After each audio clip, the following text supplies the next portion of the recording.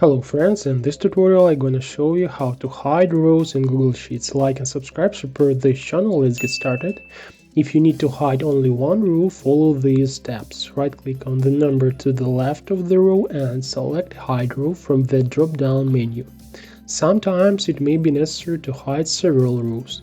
You can perform this action for each row separately, but you can do it at the same time. Click on the number of any row to select it.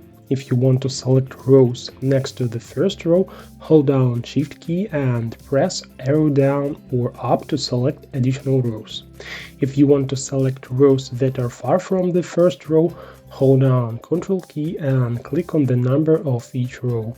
After selecting all the necessary rows, right-click within one of the selected rows. You need to press the right mouse button when your cursor changes to the palm symbol. As you can see, it doesn't appear everywhere.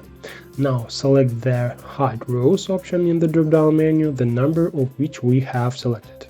There is also a way to hide all rows using a keyboard shortcut.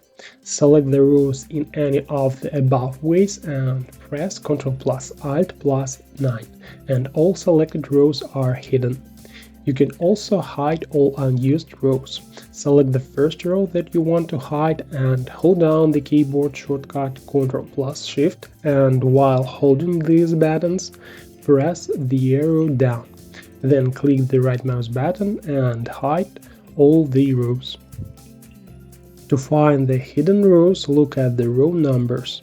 In the numbers of some rows, you will see small arrows pointing up or down from each other. These arrows indicate the areas where the rows are hidden. Click on the arrow icon to display all the rows that are hidden in that location. That's all. Now you know a little more. Thanks for watching.